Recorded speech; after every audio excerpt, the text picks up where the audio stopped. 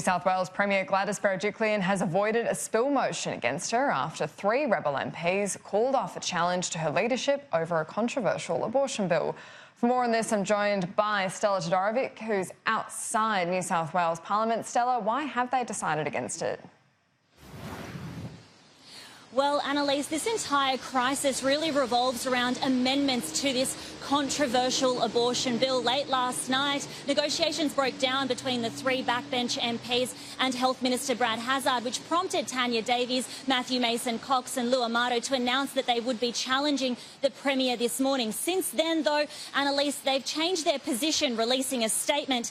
This morning, we have received confirmation that further concessions will be forthcoming in the relation to amendments to the abortion bill. On this basis, I have called the Premier this morning and advised her that we will withdraw the spill motion to continue negotiations prior to the debate in the upper house commencing later today.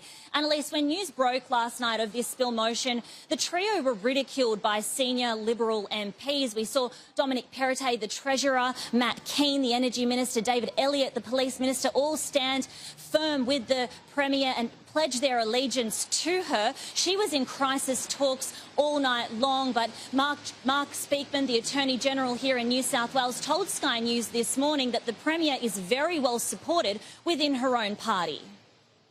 Gladys Berejiklian has the overwhelming support of those party members, and that's because she's a Premier that led us to victory, and she's a Premier that is basically working extremely hard to deliver for the people of New South Wales. I think the vast majority of Liberal MPs realise that the electors don't want a circus. They don't want to see a repetition of what's happened in Canberra for many years. They don't want us to reflect the Labor Party here in New South Wales. We have had 3 leaders in 12 months, an ICAC crisis. They want us to just do the job properly. Annalise, Deputy Premier and Leader of the Nationals here in New South Wales, John Barilaro, has reasserted that he and Gladys Berejiklian are the elected leadership team and have every right to lead this state.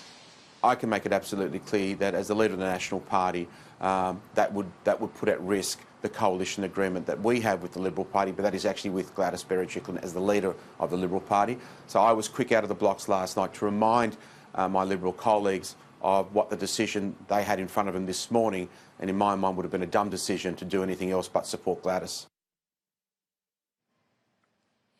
Federal Nationals MP Barnaby Joyce has been very vocal about this abortion bill. We saw him rallying in Hyde Park over the weekend at that pro-life campaign. He says that this spill motion isn't about Gladys herself, but rather about the bill itself.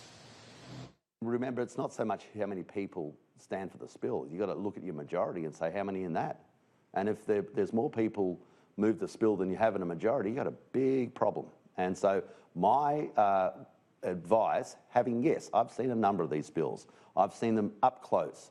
I've seen how quickly they go from nothing to massive. So now the fate of the Premier, who I believe should keep her job, it won't matter if you change the Premier and the bill still goes through, is in the hands of the upper house members, the MLC members of the New South Wales Parliament. And if they choose to throw her off a cliff, then be it on their heads. Annalise, these frustrations have been building for weeks. We reported a fortnight ago that Tanya Davies and Kevin Connolly were prepared to move to the crossbench unless those essential amendments were made to the bill regarding late-term abortions and gender selections. As the bill stands, it would allow abortions up to 22 weeks and later if approved by 2 doctors. It comfortably passed the lower house last month, 59 to 31 votes, and it will return to the upper house this afternoon. Annalise?